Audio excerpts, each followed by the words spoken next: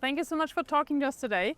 Thank you. From your perspective as the head of SIDA in Sweden, what do you see are the current challenges in conflict resolution and peace building? Right, we see at the moment a very large amount of growing conflicts. Of course, the most critical one for us here in Sweden and in terms of our development assistance is the war in Ukraine, the full-scale invasion by Russia, which is in year number 3 and still continuing.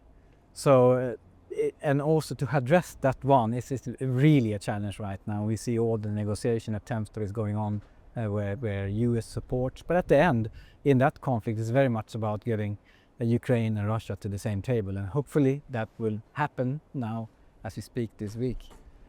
Other difficult conflicts is of course in Palestine, and what this sort of tactic would be there, it's again a very hard issue to deal with. This conflict has been ongoing for so many years and it impacts so many people, and it's all about the right to land, perceptions of that, perceptions of inequality in the region, and many actors.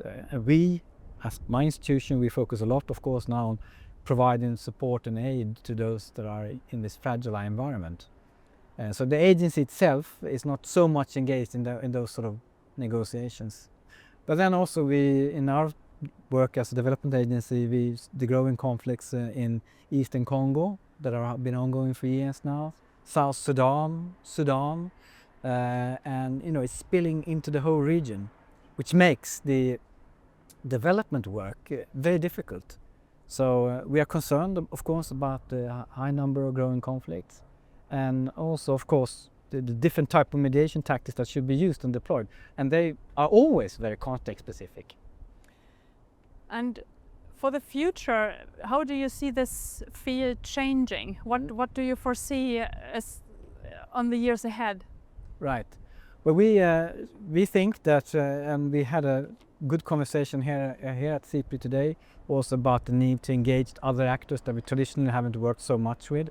And in the context of peace and stability, one thing that we need to do more of, I believe, is to really focusing on the enabling environment, the institutional network that create the stability for in country, but also in regions. So institutional work, I think, will be very important for us moving forward.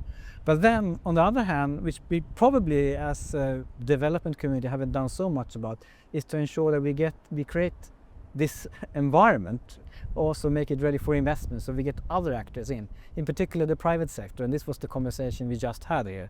How can you get mobilized both local, domestic, in-house capacity, but also larger scale corporations that come from the outside, because they also bring with them values, they demand stability to come and invest, and if that works, you grow a spiral of more wealth and hopefully in that sense stability. So for us, two main things really: the institutional side, which we are continuing working on, and then secondly, to create that enabling environment and support the de-risk opportunities for local and international private sector to engage, and thereby creating stability. It's really good how you point out the actors already and the important role they can play. Is there any in the international scene, also any institution which you think in particular is not strongly enough represented right now, or what are we missing currently? Well, of course, we right now with this change in global governance that we are seeing, and also US politics that are withdrawing a lot of funds quite rapidly. Now, any country can change their policies, that's not the issue here, but I guess it's the pace of change. So right now, I mean, traditionally UN has played a huge role in both dealing with the impacts of conflicts in terms of refugees and stability and food systems and so forth, but also, of course, in supporting negotiations and stability for peace and conflict resolution. And those institutions are now quite threatened.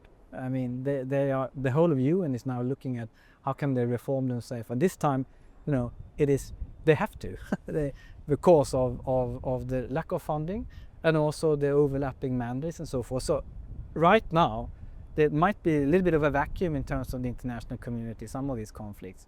But on the other hand, that creates then an opportunity for other institutions to step up, in particular EU as a strong group of 27 democratic countries can play a larger role, and I think this is what we all want to see EU do. And then there are other institutions that are more on the civilian side who also will have to play a larger role during the time that we now see a UN system very much in transition.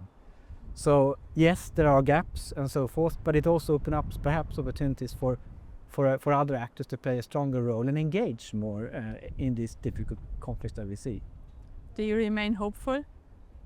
Yeah, I think the you know, looking at, for example, trends on poverty alleviation and so forth that this globe with all its 8 billion citizens has gone through, it's remarkable achievements.